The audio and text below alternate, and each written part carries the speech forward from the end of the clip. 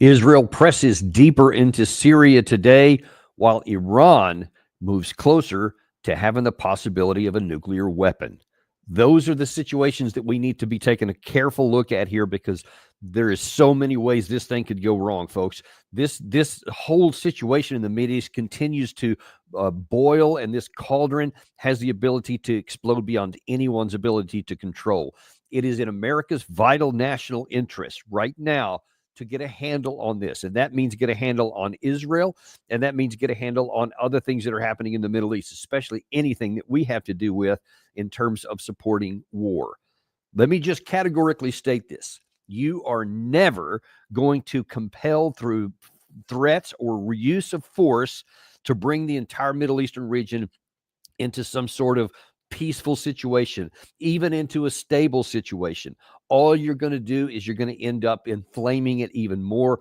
And at some point, no matter how much power we have, things could escalate beyond our ability, and it could literally blow up in our face. That's the situation we have here. Let's start with Israel. As we reported earlier, the Israelis attacked it was a really dramatic image on this Syrian television, where they actually had their version of the Pentagon in the background, the Ministry of Defense. And while one of the anchors was talking, you saw the building start to explode, and we showed several scenes of that too from different angles. And then there was also the presidential palace was hit as a result. Israel claimed that this was because of their brothers, the Druze, were being hit by the Shara regime, who's the sub-successor to the al-Assad regime after they fell last December. Yeah, that's the one right there. You certainly remember that. And those are Israeli missiles that are striking and hitting the building. And, we had to wonder, what was it that caused Israel to take such a dramatic step over what was a fairly small issue that happened between some Druze and some Bedouin fighters inside of Syria. And the more we take a look at this, the more we realize this was never about the Druze, even though that's what Benjamin Netanyahu is saying. It's about control for Israel. And that was barely concealed in this comment by Benjamin Netanyahu to explain exactly what they're doing. We set a clear policy: demilitarization of the area south of Damascus, from the Golan to the Druze mountain region. That's one line. The second line is protecting the brothers of our brothers, the Druze on the Druze mountain. Both of these things were violated by the regime in Damascus. He set the army south of Damascus into the area that was supposed to be demilitarized, and he began massacring the Druze. We could not accept this in any way, so I instructed the IDF to act, and to act forcefully, to tip the scales against both the murder gangs and the regime. Except that's not what happened at all. There was an issue where there was a flash violence between two clans that had already animosities between the Druze and the Bedouins. And then the Shara regime sent some of his troops in to try and bring to quell the violence, and ended up exacerbating the violence because they certainly don't have their hands clean either. And there was apparently some confusion about why they were there. The Druze thought they were coming to get them. The regime elements thought they were there to bring peace, but then when they were fired upon by the Druze elements and they returned fire, ended up being, like, at least as of yesterday, over 300 were killed. So it was not a small issue. But in terms of the overall geopolitics, it's a flashpoint. Something needs to be dealt with. You don't fire a bunch of cruise missiles to blow up the headquarters of a regime because there was an issue here that happened. You deal with that 100 different ways that are lower than that. So I think that's the first thing that Netanyahu said there is the real issue. And let's think about carefully what he said there. And I know that a lot of people who watch this are very pro-Israeli. I get it, and I understand why a lot of people would have that thought. But what he said is a complete and total violation of international law and just even common sense. He said that the regime of Syria had the audacity to move their soldiers in the southern part of their country. And because of that, he said, we bombed them. And he said, well, of course, it's also our brothers and Druze and whatever, but I think that's nothing but a Band-Aid. That's just not what anybody does. You don't take that kind of action because there was a military clash. I mean, that happens throughout the Middle East often, and throughout history it does. That's not anything shocking that you have flashes of violence like that. Definitely not in Syria. They've been in a civil war since 2011. So there's nothing new about that. And Israel didn't ever take action like this before when plenty of other things happened. It was far worse than this. But yet they did here because they want to carve out additional Syrian territory. And I mean, you don't even hide it anything else. There is no United Nations provision. There is no international law provision that allows another country to attack into the capital city of another country, to blow up its buildings and to kill its people because it moved its own troops in its own country. But Israel has set itself up. And listen, I'm just telling you the truth here. This is not even any editorial comment at the moment. This is just a recitation of the facts. Israel has set itself up as the regional dominant power that can do whatever it wants to, and nobody will tell it otherwise. We already have talked about since 2024 when Israel destroyed an embassy compound in Syria from Iran. Obviously violates every international law there is, that you can't just go and blow up a diplomatic compound because you don't like somebody that is allegedly inside of it. They've assassinated people left and right, civilians and scientists, in violation of every kind of international law. There's never any blowback to it, so they continue to do what they want. They attacked into Iran, this so-called 12-day war, because they decided on their own that Iran was close to a nuclear weapon, they claimed, so they went to war with them. Nothing was accomplished in there. They just fought for 12 days and then stopped. More on that in a minute. But the war was started on no grounds. The UN Charter allows every country the right to self-defense. And if they're about to be attacked, then they have the right to defend themselves. That's a valid consideration. There was no such situation here. The Israelis didn't even claim that was the case. They just said that they believed that there was some intelligence that said Iran was weeks away from having a bomb. Having a bomb is not that I'm getting ready to attack you. So by any definition, that was an illegal act as well. But now here we have just another one where Israel has moved after Assad fell. They moved in deeper into Syrian territory beyond the Golan Heights as it was. And now then they are telling by force of arms another country what they can do in their own country with their armed forces. So you have a very dysfunctional situation set up here. How do we defend that? How does the United States say that we are for the rules-based international order? That phrase we use all the time. We tell countries left and right, doesn't matter, Republican, Democrat administrations, Congress, Senate, doesn't make any difference. We always say we are trying to bring the international rules-based order into effect, and we want to hold people accountable when they don't meet that, whatever the definition of it is. How can we say that with any kind of credibility, with any hope to actually moderate the behavior of any country around the world, when we totally not just green light, not just turn a blind eye, but literally and physically support and enable the country of Israel to violate borders as it sees fit, no matter what the threat is or isn't? They don't like somebody, they don't like Iran, they attack into it. They don't like the Hezbollah, they fire into it. Now, that one you can say they actually received rocket fire from Hezbollah. What happened before that and who fired first, that's up for debate. But the fact is, in that particular case, you had some plausible cover because they did receive some rocket fire from it. But you can't say that about Iran. Iran did not start anything. Israel started it. Syria did not start anything. Israel started it.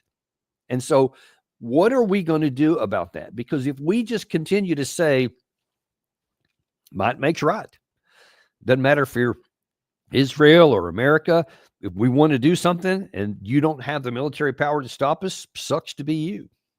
But we want you, China, we want you, Russia, to follow the rules-based international order. Well, what that means is that's not rule of law. Let's distinguish between those two. That's the international rules-based order where we set the rules. And we set this rule for you, and we set this rule for you, and we set a different rule for us. And so that works because our rules say that if we want to attack somebody who doesn't have the military power to resist, we can do it. You can't. And those rules aren't contradictory because we set the rules. Now, if you want an international objective set of laws that everybody has to follow, that's a different situation there, because then you have to follow the same laws that you're asking everybody else to follow. That's a world where you have a shot at ability to have stability. That's where everybody can live without the threat of being killed by somebody else. That's where you can use some of your influence to compel somebody else to mitigate their behavior by saying, hey, we're holding ourselves to this standard. We're holding you to the same standard. And then maybe you can actually get them to comply. At least in some cases, you got a shot at it. But when we do it this way, folks, what we tell Russia, China, any other country in the world, if you've got the power, then you set the rules. It's as simple as that. It is the law of the jungle. It is the literal definition of the law of the jungle. The strong eat the weak. And that's what's happening right here. And we are undermining our own future national security and our own stability when we continue to try and have these grotesque and obvious double standards that the rest of the world sees, and certainly the other powers do. They see, okay, we see how it works. That's the rules. You got the power, you do whatever you want to do. And if the other side can't do anything about it, then that's the standard. And that is not a world that we want to live in, because there will come a time, it's just inevitable in human history. The thing always turns. Who's on top today is not on top tomorrow. It happens everywhere in human history, and it will happen here too. And I promise you, we will not like what happens on the backside of that turn.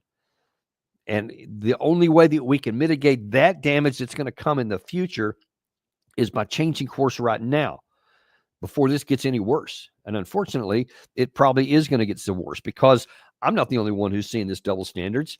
The Russian ambassador to the United Nations in the Security Council did too. Such recurrences of violence not only undermine the ethnic and religious stability of the future Syria and trust in the transition process, but also threaten the Syrian statehood itself. It is especially alarming that in the ranks of the security forces called upon to ensure the safety and security of the population, including ethnic and religious minorities, foreign terrorist fighters continue to be present. There is ample evidence that they are not citizens of Syria and often openly associate themselves with ISIS or express sympathy for them. It is obvious that a strong, viable state that respects the interests of all Syrians cannot be built on such a foundation. Therefore, the current escalation is not a tragic accident. We have repeatedly assessed the arbitrary, forceful actions of Israel in Syria and have strongly condemned and continue to condemn them. Listen, he said a lot there. I mean, obviously, the last part, he's talking about the violation of international law, but he's also talking about just how difficult it is going to be, even if everybody's obeying the law, because the whole situation with Syria is that it started a civil war in 2011, and as you certainly know, we've talked about it a lot. You had the Obama administration, kept feeding that, trying to get Bashar al-Assad out of power. We were subtly seeking a soft regime change. We were arming a lot of the so-called moderate rebel groups, who ended up fighting each other in many cases. Also ended up fighting against the Syrian regime. They didn't have any success. Russia eventually comes in and kind of stabilizes the situation for a long time on the Assad side, etc. But we still kept on low-level stuff. We're sending in weapons and whatever, like we did against the Soviets with the Mujahideen in Afghanistan in the 1980s, etc., like we did with Iraq against Iran. We keep stirring these pots up there, trying to get an outcome that we like, and very often it doesn't work out that way. And very often, even more often, it blows up in our face. And this has every opportunity to do the same, because now then we got rid of Bashar al-Assad. Yay, congratulations, you regime changers. You finally got your way. Only took 14 years, but hey, whatever, you finally got it done. Or 13 years, I think. But did it really work out? Because now what's going to happen? And we talked about this when it happens. Anybody who thought that, it's going to have a happy ending has just not been paying attention for the last, I don't know, 1,000 years or so of Middle Eastern history. And all of the forces that existed in 2011 and that continued to persist and fester over all those years still exist. There was a lot of focused interest and efforts on this group called HTS, which is another Islamic radical group that eventually overtook Bashar al-Assad. That it was helped by a lot of foreign powers.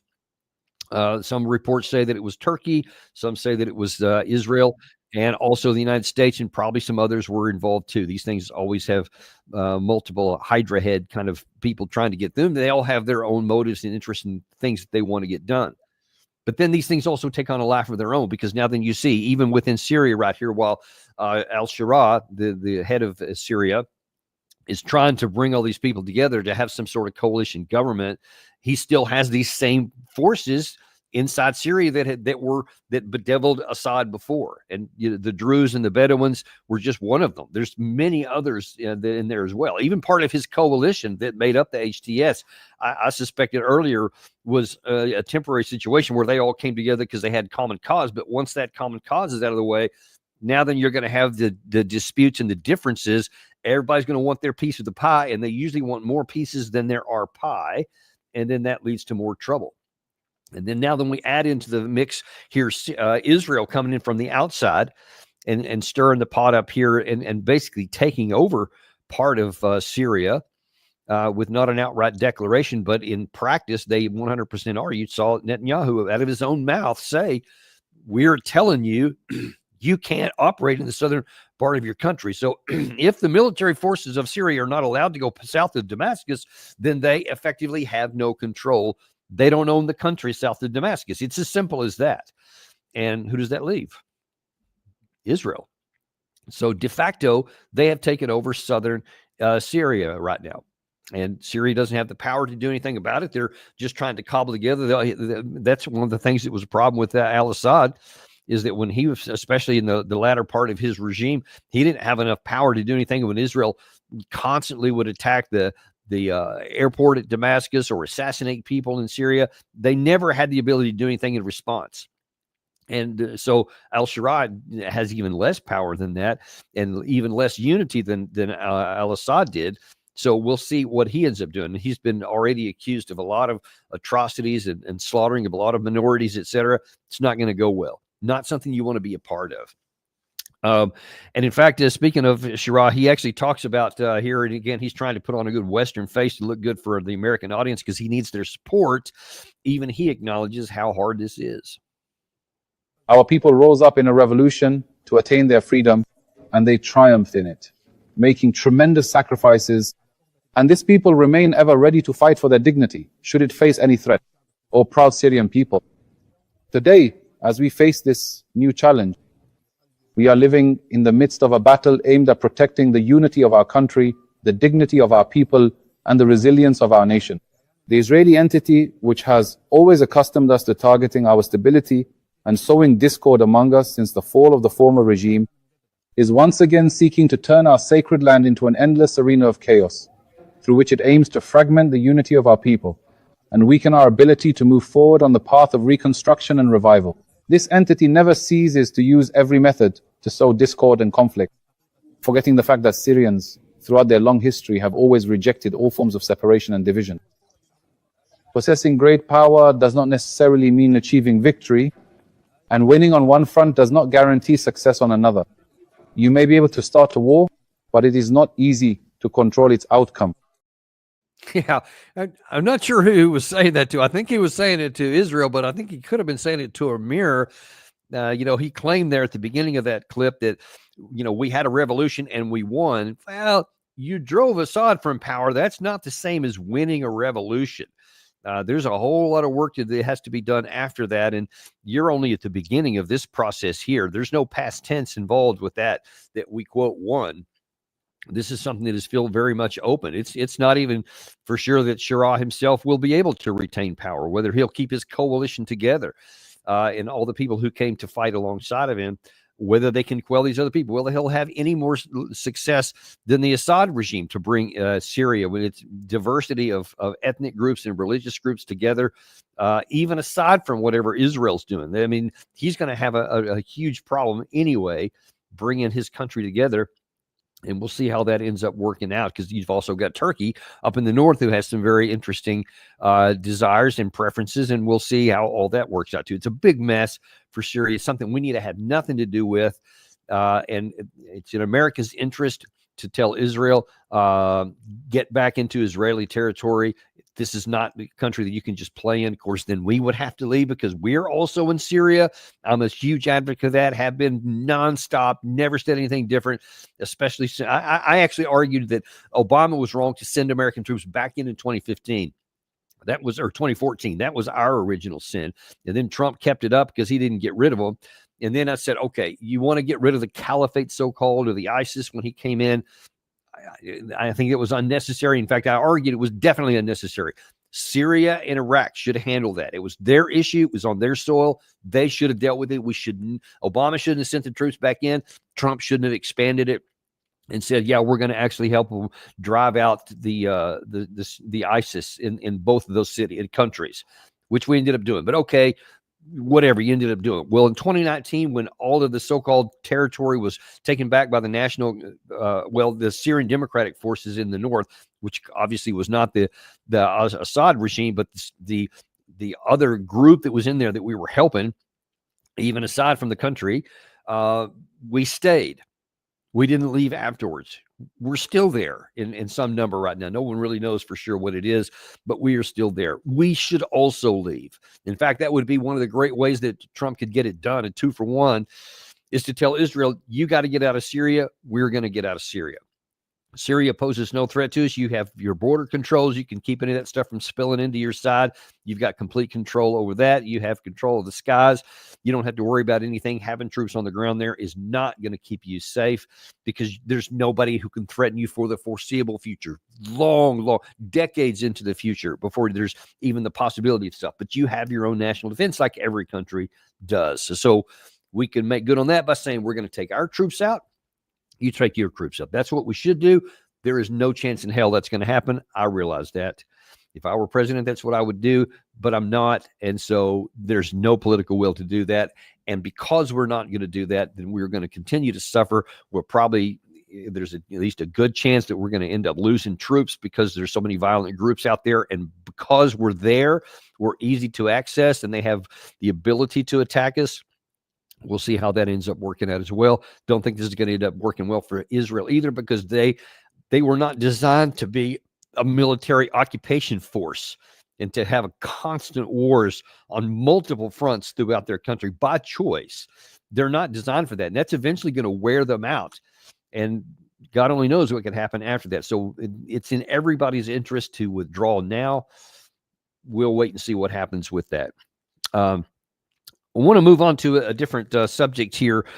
We had Ted Postel on, former MIT professor, on this week, who made a very compelling case that the opportunity for Iran to make a bomb now is substantially higher than it was before we bombed those 3 nuclear sites.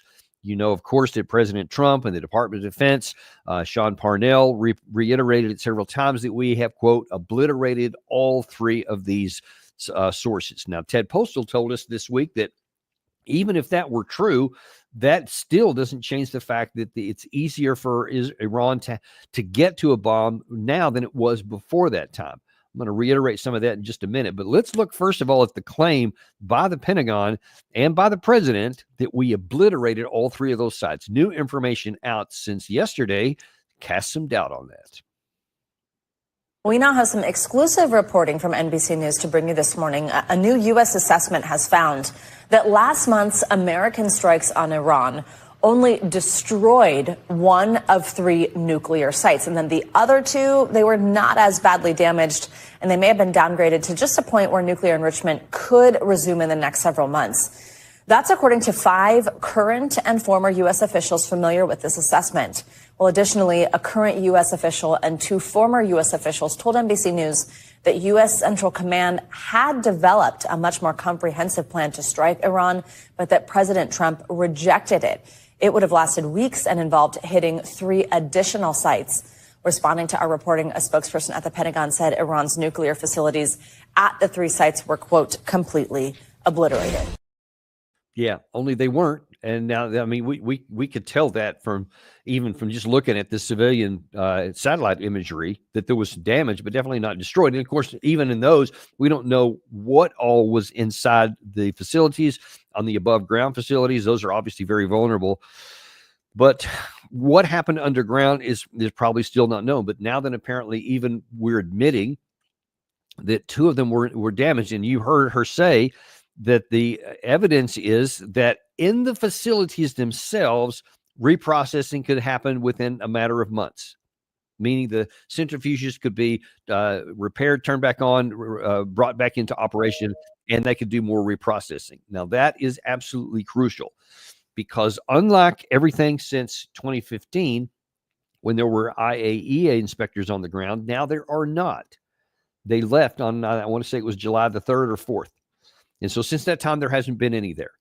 And what Professor Postal showed you very graphically was that you don't even have to have the existing stockpiles. If they were able to get some of their centrifuges out, or if they had some stored in storage elsewhere, which would have been the smart thing to do, even if they weren't running, if they had them built and stored in a safe underground place, some other place, they could reassemble them or bring them into a place where it's the size of, I think he said, a studio apartment is all you would need to be able to assemble these things and to do reprocessing. Intelligence says, and many reports confirm, that over 400 kilograms of reprocessed nuclear plutonium to the 60% grade had been spirited away from presumably Fordo, where it was prior to this attack, because they had enough advance warning. They knew something was coming. And by all accounts, that was moved out before to where we don't know. We don't have that kind of information. Well, as Ted Postal told you, with that 60%, you could make 9 or 10 nuclear weapons within a matter of weeks. And he said, if you had the centrifuge capability, you could do that. And he went through a lot of detail. By all means, go back and look at that show. You can go back to our homepage. You can see it posted there on the live tab. What that tells you is because in combination with the departure of the IAEA folks, we've lost our eyes and ears on the ground. So now Iran has the capacity and the potential to take that reprocessed plutonium and rush to a bomb. And nobody would know anything about it. And many people say, well, if they were doing that, then we would go back in and attack them again. Well, if you know about it, and it is very, very difficult. We have really good satellite intelligence capabilities. Israel has incredible intelligence, signals intelligence, human intelligence, et cetera. So they've got some really high quality intelligence capacities, but it's been severely degraded because a lot of the intelligence we had came from the IAEA inspectors. Now we've lost that. So what we have right now is a situation. Thank you, Gary. Thanks for putting it up there. That's the one. Iran's nuke program is intact by Professor Ted Postal. Go strongly recommend you go watch that on the channel. Fascinating stuff there. But what we have right now is a situation that now we have no way to know if they do. We've always had this idea, this understanding that if Iran ever made the political decision to race to a bomb, we had enough information to know about it. So we would know well in advance. And if Iran took the action, then we could take military response should our political leaders decide to do so. Now we don't. We don't have that ability right now. So we just don't know. I'm not sitting here saying that Iran is in the process of having a nuclear weapons, or that they're in the process of making one right now, or that they did set those centrifuges up. What I'm telling you authoritatively, however, is that they can, and that we won't know about it, and that the first time we may discover something about it is when Iran says we have a deliverable nuclear weapon, and if you do anything further to us, we will use it. That is what we face right now. All these things that we've done since 2015, the so-called getting rid of the Obama nuclear deal because we didn't like it, it wasn't good enough, it had sunset clauses, et cetera, so we got rid of it, et cetera. All those things now have brought us to a position to where the very thing we claim to want to prevent, a nuclear weapons program, we have now laid the foundation that if Iran wants to and chooses to now, it has the greatest ease because we struck these nuclear weapon sites, which led directly to the exit of our eyes and ears in the IAEA. So let that sink in a minute. I keep talking to you about the cost of arrogance, and we say, no, nobody can stop us. If we want to attack those sites, we'll attack them. We can. We have the capacity. Well, you did. You did have the capacity. They couldn't do anything about it. Whether they allowed it or whether they just were unable to is irrelevant. It did happen. And now then, because of that, we've lost the eyes and ears. So our position is far worse today than it was then. We just have to hope that they don't rush to a bomb. And hope is a terrible way to gauge international security issues. Now, I will tell you that if they do get a bomb, don't think that then we're going to go to war right after that, because we shouldn't. And look, we didn't want North Korea to get a bomb, but they did, and they've used it for what everybody else in the nuclear club uses it for: security and deterrence. That's why I've been so exasperated by our activities, both us and Israel, towards Iran for all these years, is because it's self-defeating. You keep saying, I don't want him to have a bomb. I don't want him to have a bomb. But now then you've given them every reason in the world to go get one. Because we keep, especially when we assassinated Hassan Nasrallah from the Hezbollah in Lebanon. And apparently we tried to go after the president of Iran, or Israel did. And apparently they missed him this time. Well, you tell them that, listen to the regime, that's a very real possibility, that's a normal modus operandi for Israel. So if you don't want your regime to be destroyed, there's only one way that you can do that, and that's to have a nuclear deterrent. And listen, Israel has a nuclear weapon. So I say we can't go to war with them because we won't need to. We won't. But Israel may do it anyway, because by many reports, Israel has between 100 and 200 nuclear weapons. And if Iran says that, it's not out of the question that Israel may say, okay, then it's time for us to use our nuclear weapons to reduce that threat, because they're not going to be at risk of any nuclear strike by Iran. And the world will change forever if that happens. I pray to God it doesn't. But that's the case we're in. And listen, right now, you got a pretty feisty Ayatollah, because he made some pretty strong warnings to the United States specifically. Gary, if you could put that headline up there for the Ayatollah. This is what he's saying here. I guess it was, let's see, I think this was 2 days ago. This was on the 16th.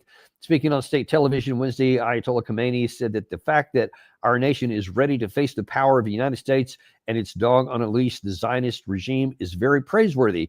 Khamenei referred to Iran's strike on the U.S. Al Udeid Air Base in Qatar, saying it was just the beginning, and warned that an even bigger blow could be inflicted on the U.S. and others. Now, what we don't know is, does he have some intention to go into nuclear weapons? And that would, just the very presence would be a huge blow to the United States, because now all of a sudden we wouldn't have complete freedom of action. Or is he talking about potential missile barrage? Because we also have some information out. There's been some analysis done, and I can confirm from some independent sources that have knowledge that this is accurate here in the Wall Street Journal, that as that so-called 12-day war went on between Israel and Iran, Iran got better and better and better as the war went on at hitting Israel, that their missiles began to go through more. And as the Wall Street Journal reported, over 12 days, Iran pierced Israel's defenses with increasing successes, showing that even the world's most advanced systems can be penetrated. While most of Iran's missiles and drones were knocked down, Tehran changed tactics and found gaps in Israel's armor through trial and error. Tehran began to launch more advanced and longer-range missiles from a wider range of locations deep inside of Iran, and the regime also altered the timing and pattern of attacks and increased the geographic spread of targets, and the analysis found. As the war went on, Iran fired fewer missiles, but its success rate rose, according to a Wall Street Journal analysis of the data and think tanks based on Israel and Washington. I've talked to some sources in the Pentagon, or that work for the Pentagon, that confirmed that this is exactly what did happen. And in my view, that's one of the driving factors for why all of a sudden we got this ceasefire.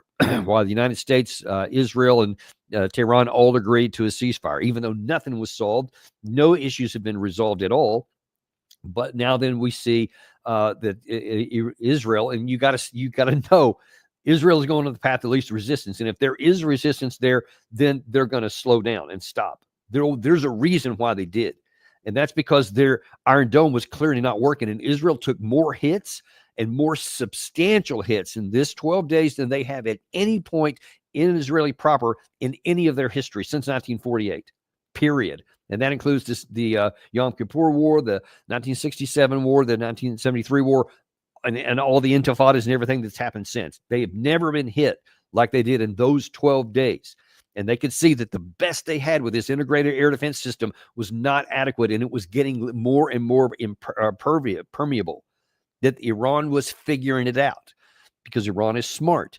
You may not like Iran, but don't make the mistake of thinking that they're not incredibly intelligent, and that they have the capacity technologically, and they have the capacity intellectually to figure out how to make their stuff more successful. And now then, while everybody says, oh, that shows how strong Israel is in this 12 days, and they can go back and do it anytime they want. Well, it also shows that Iran can go back and do more. And those shots that went into Al-Udeid, by the way, that Trump bragged about, 14 Patriot missiles shot down, 14 incoming missiles, that was because it was completely choreographed. It was signaled. Almost certainly, Iran fired many of its older ballistic missiles on known trajectories so that the Patriots would be able to shoot them down, and that everybody could call an end to it. Iran gets the credit that they need, I guess, to say, well, we did something, we fired back at the Americans and blah, blah, blah.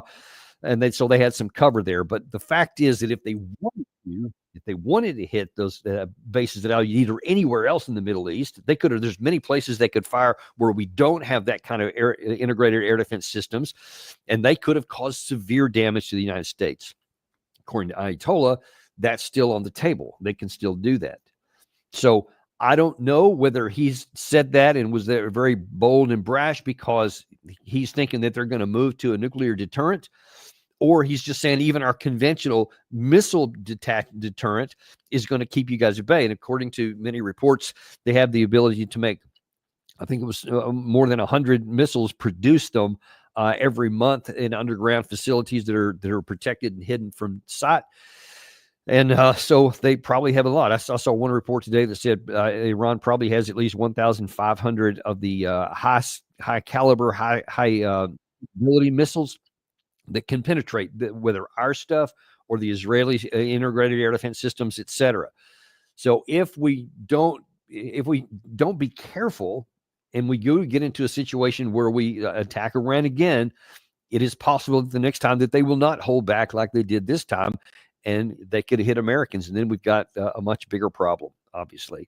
So just want to make sure that everybody is aware that this situation is far from over, that none of the conditions that led to this so-called 12-day war have been even addressed. In fact, what's on the table right now is that the many in the Europe are saying they're getting ready for some more snapback and sanctions, because at least up to the time the IAEA inspectors were there, many of the European countries are still abiding by the terms of the JCPOA nuclear deal. And so many of the sanctions that they had taken off remained off, but now they're saying, well, then we may snap them all back on, which would be a big hit for Iran. They really need those that economic lifeline. So if you snap them back on, then you again bring the pressure and the potential that this turns into an armed clash of some sort. So this has some near term. I think September is when that stuff may or may not come into effect. We'll see what happens in between now and then. And obviously, we're going to have nearly a daily issue to watch what happens with Israel inside of Syria and what these groups end up doing. As I said yesterday, probably some of these groups within Syria now are going to feel even more emboldened, because it's going to effectively be that Israel has their shoulder, has firepower over their shoulder, and so they may be getting more emboldened to even rise up more against Syria, which means this civil war could just completely just go back up into a huge fireball again, and it could be disastrous for this Syrian civil population, which, of course, is always my concern here to the civil population in every one of these countries, and the foolishness of many of their leaders in what they've been doing. And that certainly includes the Syrians as well. Nobody's innocent here. Nobody's hands are clean. Everybody has some problems here, but we've got to learn how to live together and at least have some kind of stability so that people have a chance to live a life and not die of stupid wars. That's where we are today. Thank you very much for joining us. Appreciate you on this Friday afternoon. We always value you guys. Got some great shows coming up this coming week. Like always, Gary does a great job of bringing some folks in. And we've also got a show for you tomorrow at 11 a.m. So whatever happens overnight, we're going to give you the best stuff tomorrow morning at 11. See you then on the Daniel Davis Deep Dive.